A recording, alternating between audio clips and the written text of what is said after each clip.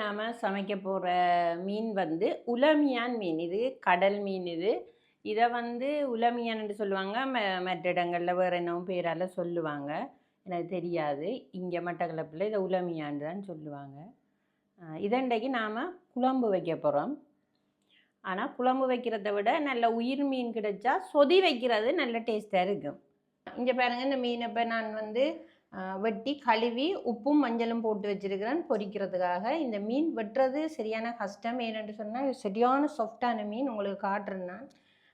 என்னென்று சொன்னால் வெட்டக்குள்ளெல்லாம் நிறைய இது நடக்கும். இந்த வெட்ட இல்லாமல் சரியான பிஞ்சு இந்த இதை பாருங்கள் இப்படியெல்லாம் வரும்.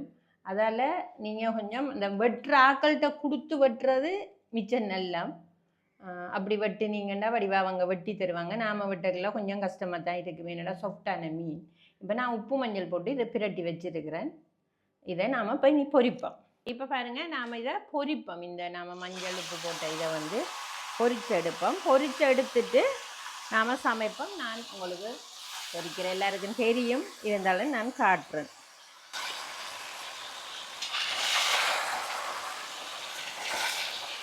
கொஞ்சம் கொஞ்சமாக போட்டு பொரிச்சு எடுப்போம். இப்போ பாருங்கள், நாம் அந்த உலமியான் மீனை வந்து பொரிச்சு எடுத்து வச்சுருக்கிறோம். இது வந்து என்னென்னு சொன்னால் அவ்வளவு இந்த இது பார்க்கத்தான் அப்படியே இருக்கும், உரமாக பொரிஞ்ச மாதிரி இருக்கும். ஆனால் அது பொரியலை நீங்கள் நல்லா பார்த்தீங்கன்னா இப்படி இந்த பருவத்தில் இப்படி இருக்கணும். உள்ளுக்குள்ளே வெள்ளையான பருவமாக இருக்கணும். அப்போ இந்த பருவத்தில் பொரிச்சு வச்சிங்கன்னா நல்லா இருக்கும். அடுத்தது இதுக்கு தேவையான பொருள் என்னென்னு பார்ப்போம். குழம்பு வைக்கிறதுக்கு கொச்சிக்காத்தூள், வெங்காயம், வெந்தயம், கொருக்காப்புளி, சின்ன ஜீரகம், வறுத்து மாவாக்குனது, தேங்காய் பால், தலைப்பால், கருவேப்பிலை, உப்பு தேவையான அளவு. என்னடா இந்த வளமையா பொருட்கள் எல்லாம் காட்டுவாங்க, இன்றைக்கு படத்தை காட்டுறாங்கன்னு யோசிக்காதீங்க. நம்மட சஜு வந்து அதுல அந்த வீடியோ கிளிப்பை டிலீட் பண்ணிட்டார். அப்ப அதால நாங்க வந்து இன்றைக்கு படமா காட்டுறோம் உங்களுக்கு. இனிமேல் இந்த தவறு நடக்காம நாங்க பார்த்துக்கொள்றோம். இப்ப நாம எப்படி இதை செய்யறோன்னு சொல்லி பார்ப்போம். முதல்ல நம்மட அந்த மண் சட்டிக்குள்ள தேவையான அளவு கொச்சிக்காத்தூள் போட்டு, அதோட வெங்காயமும் போட்டு, அதோட கொருக்காப்புளியும், தேவையான அளவு உப்பும் போட்டு நம்ம இப்போ தேவையான அளவு தண்ணி ஊற்றுறோம். இதுக்கு வந்து 2ஆம் பால் 3ஆம் பாலும் விடலாம் விரும்பினார்கள். ஏண்டா பொரிச்ச மீனண்டபடியாக நான் பால் நிறைய விடலை. தண்ணி வந்து கொஞ்சம் கூட விடுங்க. ஏனென்று சொன்னால் இது வந்து இந்த மீன் வந்து பொரியல் தானே, அது உறிஞ்சி கொஞ்சம் எடுத்துடும். தண்ணியை உறிஞ்சி எடுத்து பிறகு நமக்கு சாப்பிடக்குள்ள இந்த குழம்பு வந்து இல்லாமல் இருக்கும். அதுக்காக நீங்கள் கொஞ்சம் நிறையவே தண்ணி விடலாம். விட்டுட்டு இதை இனி அடுப்பில் வைக்க வேண்டியதுதான். இப்போ நாம் இதை அடுப்பில் வைப்போம். இதை இப்போ கொதிக்க விடுவோம். நாம் பாருங்க, இப்போ இது கொதிக்குது. இதில் இப்போ வந்து இதில் வெங்காயங்கள் கொஞ்சம் அவிஞ்சதுக்கு பிறகு நாம் இதுக்குள்ள மீன் போடுவோம். பாருங்க, இது வந்து நல்லா கொதிச்சிட்டுது, வெங்காயங்களும் அவிஞ்சிட்டுது.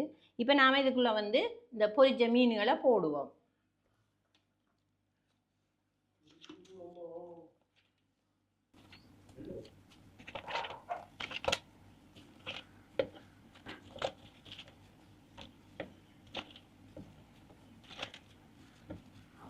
போட்டுட்டு நாம் இதுக்குள்ளே கொஞ்சம் இப்போ தலைப்பால் விடலாம்.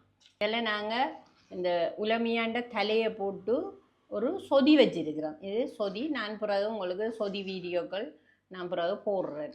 இப்போ நாம் இதுக்கு தலைப்பால் விடுவோம்.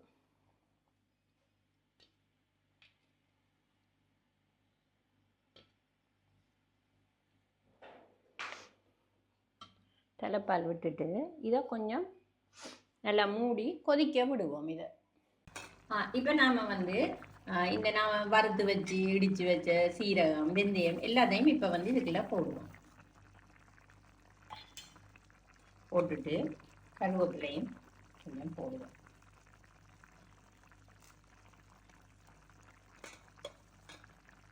போட்டுட்டு நாம் இதை ஒரு கொதிக்க விட்டு